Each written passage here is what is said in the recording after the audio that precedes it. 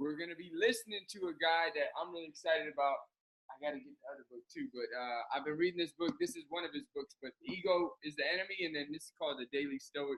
His name is Ryan Holiday. Really good. Ego is the Enemy. You got to check that book out. I saw a press team member in Herbalife reading it one time. I was like, man, I got to pay attention to success. His name was Quentin. He's from Europe, one of the top distributors and entrepreneurs out there in Europe.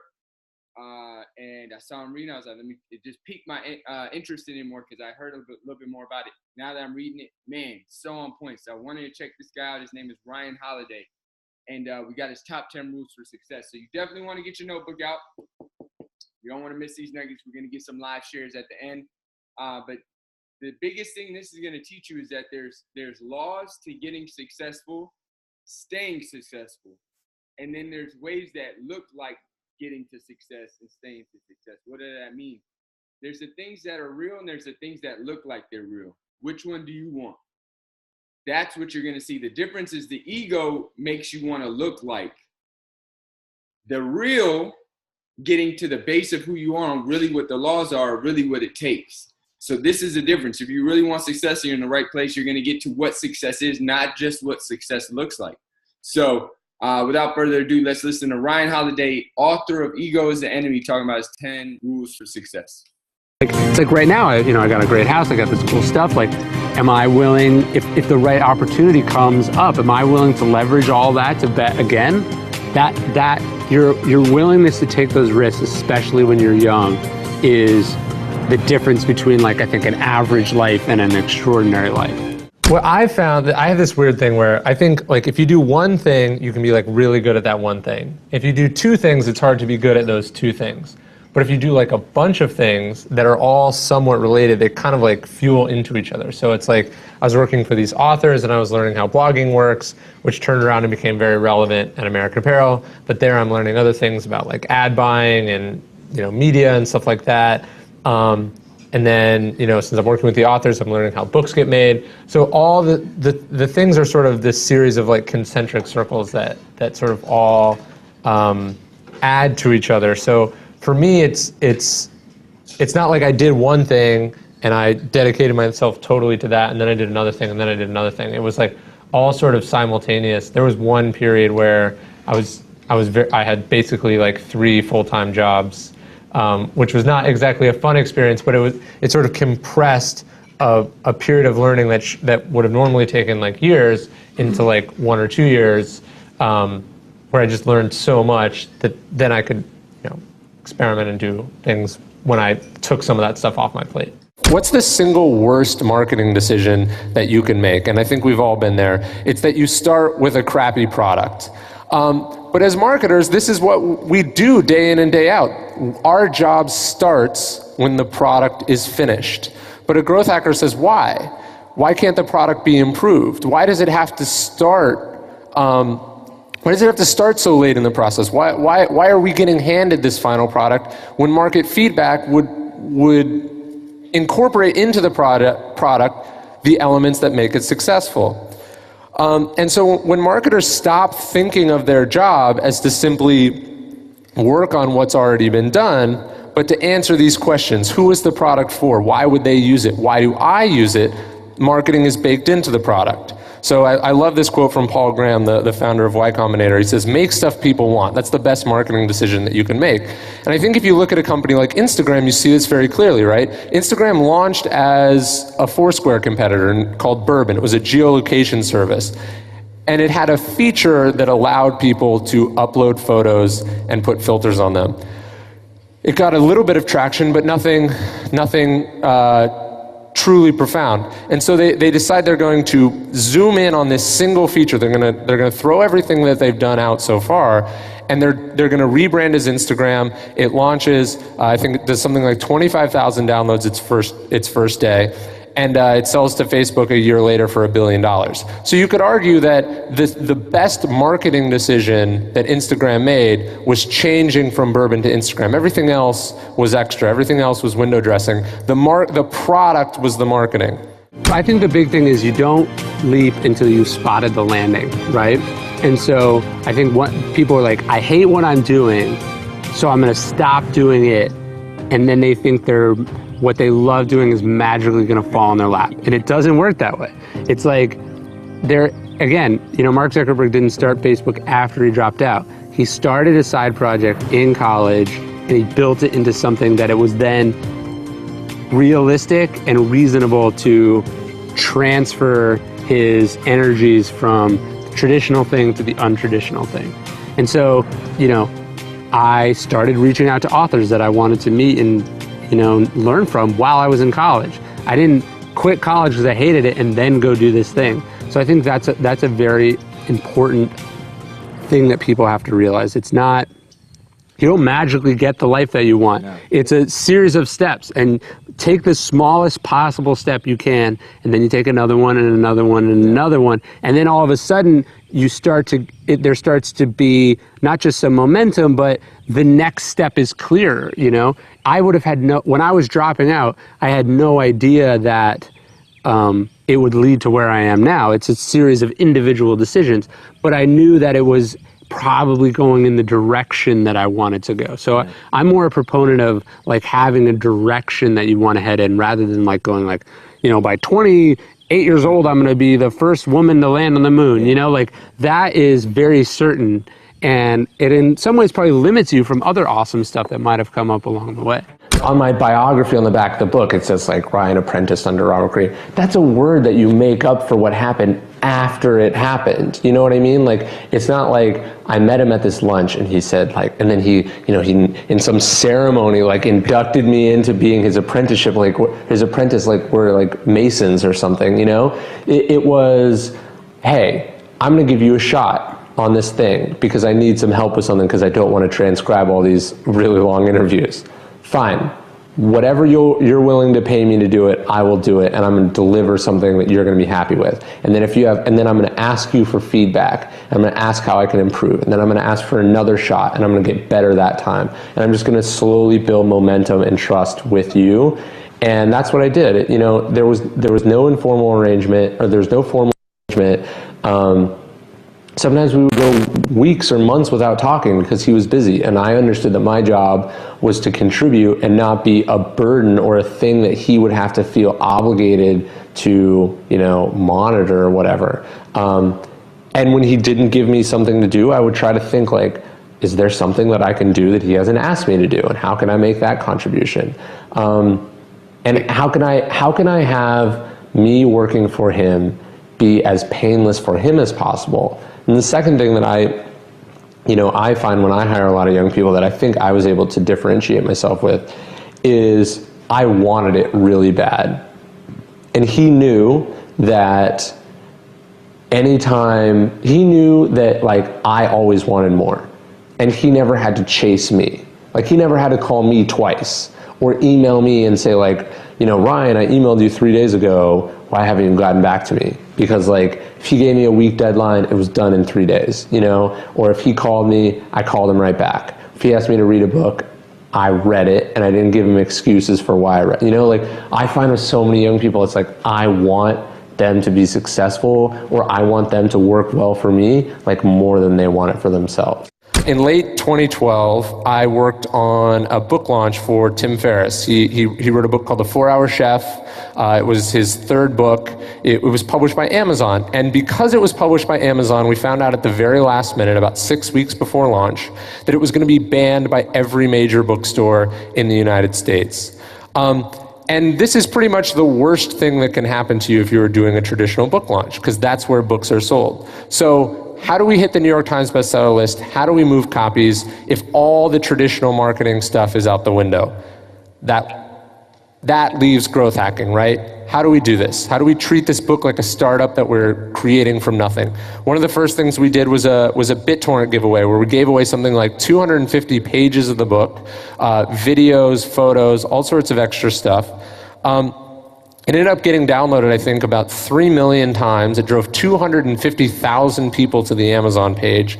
It was the single most effective thing. I've worked on close to a dozen bestsellers. It was the single most effective thing that I've ever seen in the history of book marketing. And it came from giving a sizable portion of the book away. And so it was this proof for me that the traditional marketing, the untrackable, the untested things aren't working anymore, and that we want to experiment and we want to try new things. What Seneca is saying is, he's not, and all the Stoics are not saying like you can't be wealthy, you can't be successful, you can't go out and do things. What they're saying is that you can't be dependent on these things. Like he's saying, like wealth is nice if you have it, but if you make your personal happiness dependent on having this money, that's bad because it's not in your control, right? The economy could melt down at any moment, or your house could burn down, or you could lose your job. And if you have equated wealth with personal happiness, now your personal happiness is outside of your control. And so Stoicism is about control in that sense. How do you make the distinction between externals and internals and focus most of your energy on internals? Having externals is nice, but sort of what they would say is that understand that they're yours in trust, which means that they could leave you at any moment. And a lot of the Stoic exercises are sort of about practicing not having those things. So Seneca was famous. One day a month, he would practice being poor. So he'd wear like crappy clothes, and he would like not eat at his house, and he would sleep outside, and he would just, I mean, it's I think more now like a metaphor than anything else. But the idea is like, we're so afraid of these things, so we don't think about them, and therefore we're not prepared for them, and then it makes them much scarier, and we dread them that much more, even though if you looked at it really objectively, it's really not that bad. Tyler Cowen has this new book out. He's talking about average is over, and he's talking about how strange it is that what it says about our economy, that there's so many jobs now that companies wouldn't even have someone do for free, because like even just training them or bringing them into the system is expensive. You know? And so for me, it's like, I have to decide, it's like, look, do I want to do this myself? Or do I want to take like months out of, or like, do I want to undergo the whole training, you know, bring someone up to speed process with someone who I might have to fire, right? You know, because they can't cut it. That's partially your fault, because you romanticize the vision of being an intern for one of the greatest writers in the world. Yeah, of so course. You probably get some of the worst candidates. You probably get the candidates that want to be the myth. Totally. I get lots of really nice kids, lots of ones that I refer to other people, and then I also get all the crazy ones who are like, I'm just like you, man. Like I'm destined for greatness. And it's like, honestly, if I ever caught like the 18-year-old version of myself saying I was like destined for greatness or some ridiculous thing like that, I would like beat the shit out of them, because like that sort of lack of humility and that like ego and just delusion is precisely what makes it really hard to work for, like I've worked not just for Robert, but I've, you know, sort of mentored under a lot of successful people. The single worst trait you can have is be a crazy person, because they do not have time for that. And it's like, look, like what I say, I've written this a couple times, it's like, keep the crazy at home. Like, be crazy to your parents, be crazy to your girlfriend, be crazy in private, but like, if you're gonna be like that, you are going to blow everything up. Virality gets a bad rap because we've all been in those meetings where someone says, hey, can you make this video go viral for me? Or how do we make this product go viral? But of course, it's never gonna go viral because it sucks. But it's also never going to go viral because there's not a reason to. It's not built into the product. So when I think about virality, I think about people who build shareability and publicness into their product. So I think about Apple and BlackBerry adding the sent from my iPhone or sent from my BlackBerry to the bottom of each one of their emails. Or Groupon and Living Social's Refer a Friend program, which paid users to bring in new users. And look, virality isn't luck, it's not magic. It's definitely not random either. There's a science behind why people talk about things, and you have to build those into the product. Dropbox is another amazing example. Its Get Free Stuff or Get Free Space program at one point was driving 33% of their user signups because they paid users in free storage, which cost them next to nothing, to refer their friends. And this is the goal of every growth hacker, right? To build a self-perpetuating marketing machine. So you create an amazing product, you bring in users, and then those users bring in more users. What is like the number one thing to take from the ego is the enemy, and a piece of advice you would give to, you know, a young Ryan Holiday who's now 19, 20 years old that's watching this right now? Yeah, so I mean, one of my favorite sections of the book is this idea of that you can never stop being a student. Because students are humble because they understand that there's someone above them who can teach them. So if you never stop being a student, there's a quote from Epictetus where he says, one cannot learn that which they think they already know, right? And so if you think you already know everything, you've stopped being a student and you're not going to learn anymore. And in some ways it's over for you. I was forced to look at the world the way he looks at the world. Like how I research books, I learned from Robert's system, because as his research assistant, he wasn't like, oh, go make up your own system. He's like, this is how I do it. You need to do it this way so you can be of service to me. And so you're sort of learning how to do that thing rather than like, you know, sitting down and reading a book about it or trying to learn a song by ear. It's like, no, somebody showed you how to do each step. Powerful, man. I'm telling y'all got to Need a crappy drawing of a pink bird thing? Powerful. Okay, let's get into some takeaways. I'm going to show y'all the book. You guys might even think I'm like getting royalties or referral bonuses off this book. I sent this book to so many people. Nah, it's just that crazy. It's really good. I say that because my ego has held me back in the past, and I've seen it more and more from this book. So I wish I'd have got it earlier. That's the only thing I would say. Rox, what are you ready to share with us? I love when he was talking about wanting it really bad. He was talking about how, for instance, like if his mentor was telling him, read a book, do this, do that, like he was like, I wouldn't question it. And he knows that he didn't have to question him because he wanted it so bad. And I remember when, like, for instance, when we first got started inside of Herbalife, and even to this day with certain people, you know, it's just kind of like, tell me what to do and I'll do it. Like, just tell me what to do, you know? And I remember when we first started, that was our mindset. Like, even if we didn't understand it, we would do it. Like, no matter what, we would do it. And that, I think, truly is what helped us, like, succeed and go that much faster, because we were willing to listen to the people that had what we wanted. And we were willing to just take on whatever advice they would tell us, and we would just run with it. You know, it's kind of like, even like we were at a dinner after our success training seminar, and we were talking to one of the top distributors in the world. And I was just like, what are your numbers? I was asking him all of the things that are tangible. Why? Because if he can give me the tangible things of how many numbers of X, Y, Z, then I can go for those numbers. We can go for those numbers. And inside of him telling me the numbers, it's really telling me, tell me what to do and I'll do it kind of mindset. So if you want to be successful, if you want to succeed, and if there's people that have what you want, like, get out of your own way. Like, kind of like what he was talking about, get your ego out of the way, because really everything that you've known and everything that you've done has got you to the point to where you are. And if you're not happy with where you are, then clearly you don't know, like, what's the next step, or how to get to your next step, or how to get to your next level. Or maybe you do know, but maybe you're not acting upon it. And if you're not acting upon it, well, then can't give you mentoring on that.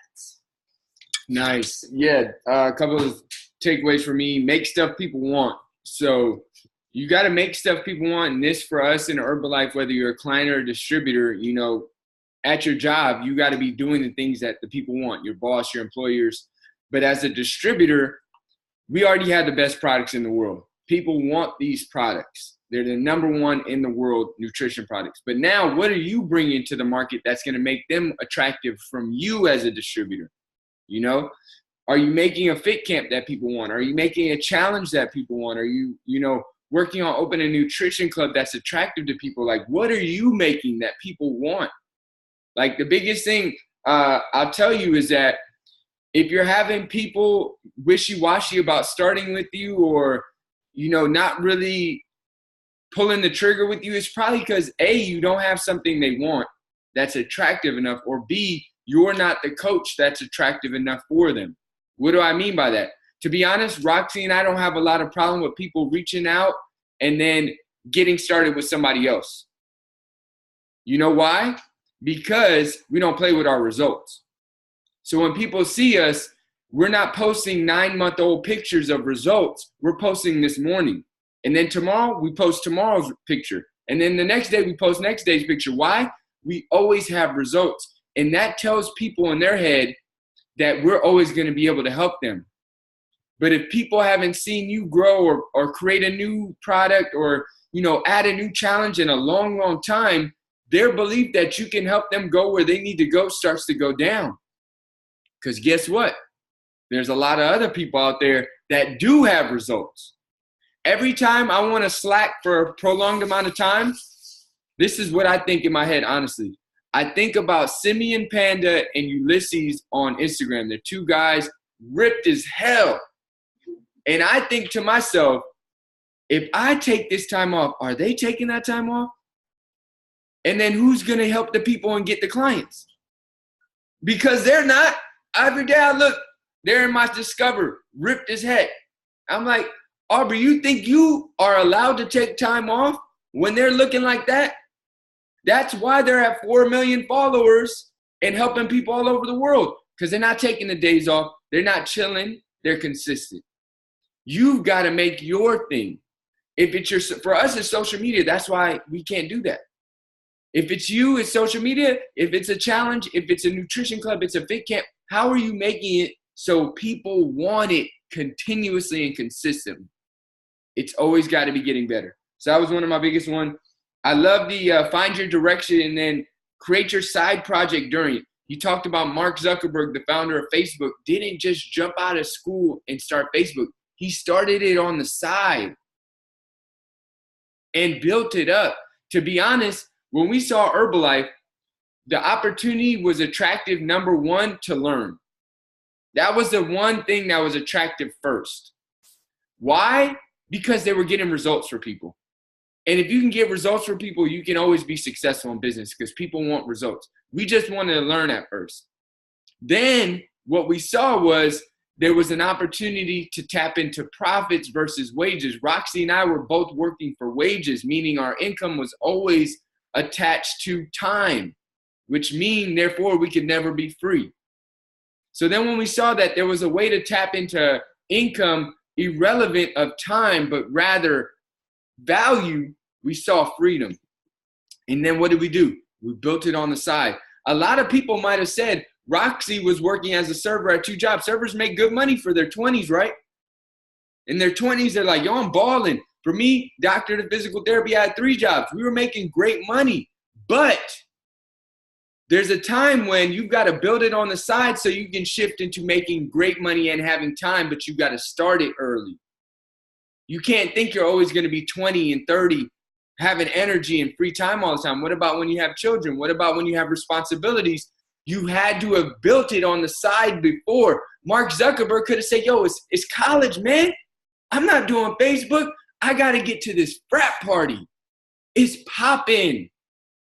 Then he wouldn't be a billionaire. And I see so many people that think they have a ton of time. Oh, I can't start this. I don't have the time. No, that's the reason why you got to start it. You don't have the time. And it's not going to get more time in the future. Build it on the side. Because on the side can take over your future, but you've got to have started it on the side extra and build it up. That was really powerful. And the last one I'll share is, keep your crazy at home. I really like that. Because to be honest, this is one of the biggest telltale signs. I try not to say it to people, but it's just something that hits in my head. And then I'm hoping I get proved wrong. But the minute somebody comes in their first event, they're like, I'm going press team. I'm like, why'd you say that?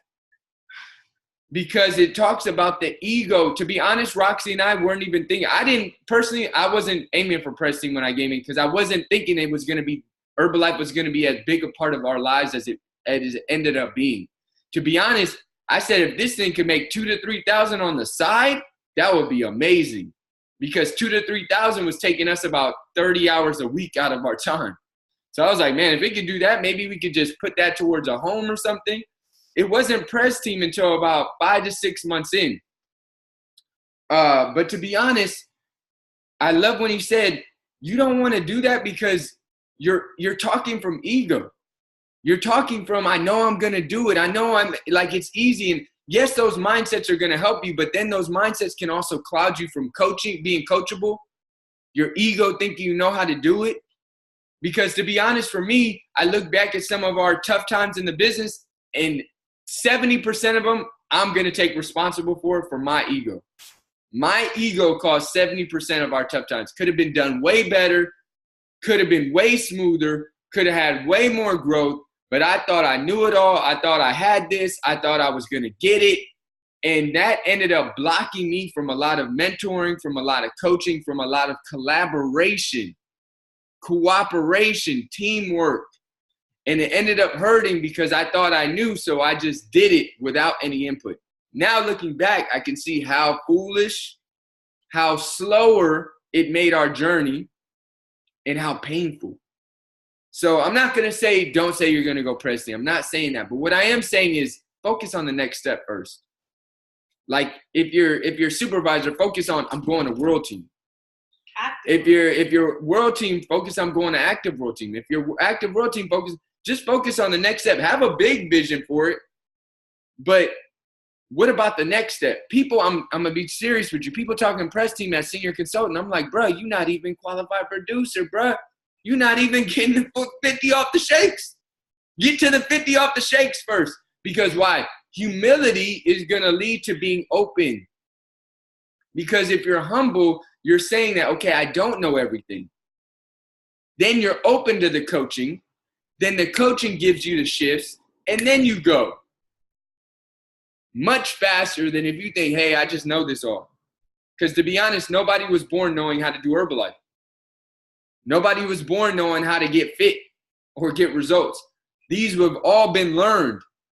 So if you learn what you did to this certain point, think about what if you could learn even more to get to another point. That's being coachable and letting go of that ego. So, man, some fire takeaways. Let's get some takeaways. Give me a thumbs up or a smile. I might just call on people with, where I've seen the ego. No, I'm sorry. Give me a thumbs up or a smile if you're excited to share. Samothy, what you got from Vegas? Give us a takeaway. Oh, can you hear me? Okay. Yeah. I was agreeing with you. Like, yeah. What am I supposed to share? What should I share? What was your biggest takeaway from the share from Triple M? Just, you know what? Leave your crazy at home, I'm always working on, pulling that ego and dropping that ego. Because when you drop that ego, then you open. And every time I'm mindful to drop my ego, something lands in my lap. And I'm like, yes, that's what I needed. So definitely drop the ego, leave your crazy at home. And, learn and do, because it's already been done before. I love it. That was powerful. I love it, Sam. Great stuff. Let's get two more takeaways. Give me a thumbs up or a smile. Anthony Brooks, what you got, man? I'm going to take you off mute. Hit us with a nugget. What's up, y'all? Great morning. Always be a student. For me personally, when they say you think you know everything, that's when you stop growing. Personally, that actually happened to me when I first started Herbalife. I started okay, got supervisor, hit my first cut of active supervisor, and then I thought I made it already. So I stopped working, I stopped being coachable, and then I haven't hit 2,500 since. So, sometimes you gotta drop your ego, learn to listen, learn how to be a student. So, when you start being a student again, that's when you start growing. So always be a student. I love it. Yeah, always be a student. To me, for me, the people that inspire me the most are the people that make it to where we say we want to go and are still students. For me, like the Prez team that are like in the front taking notes, that are getting the new clients and distributors. Why? Because for us, they've made it to a big place where we say we want to go, but that for them is a stepping stone. That's for us, Roxy and I, is a checkpoint. It's not the end point. For us, it's founder circle and above. Why? Because to be honest, Herbalife is fun. I would never want to stop helping people. So if we want to always grow, always growing requires being a student and being open. I love it. Let's get one more takeaway. Give me a thumbs up or a smile if you got a takeaway. I'm going to look for somebody maybe that's newer on Triple M.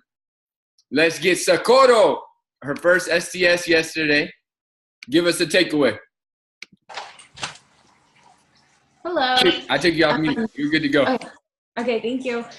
So for me, the biggest takeaway was doing things simultaneously and adding to each other. I currently work at a mental health agency, so helping people is my thing. So I just I met Monica, she's my coach. So then I just kind of saw the opportunity of being able to still help people in a different way. You know, right now it's recovery and then where I'm working at. So now being able to help them get results and still, it's kind of still recovery in a way, just in a different mindset. But that was my biggest takeaway, and just kind of adding to both and taking qualities that I've learned at my current job and putting them in this new area.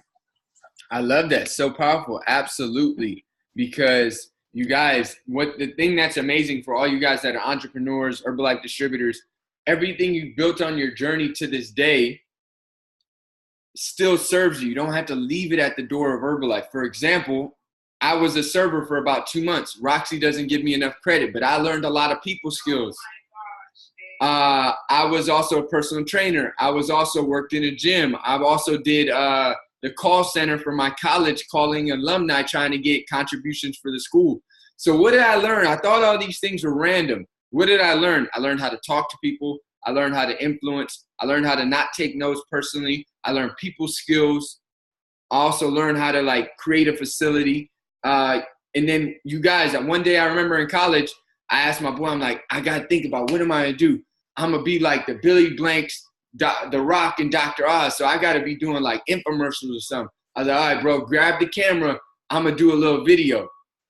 And this is where I started. I wish I could grab one of those videos, but I'm talking about like carbohydrates, and I had to do it 20 times and literally use my man Skittles to talk about bad carbohydrates. Would take them and throw them and say, get those out of here. And because I did the take so many times because they were bad, he was mad at me because I cracked all the Skittles from throwing them so many times.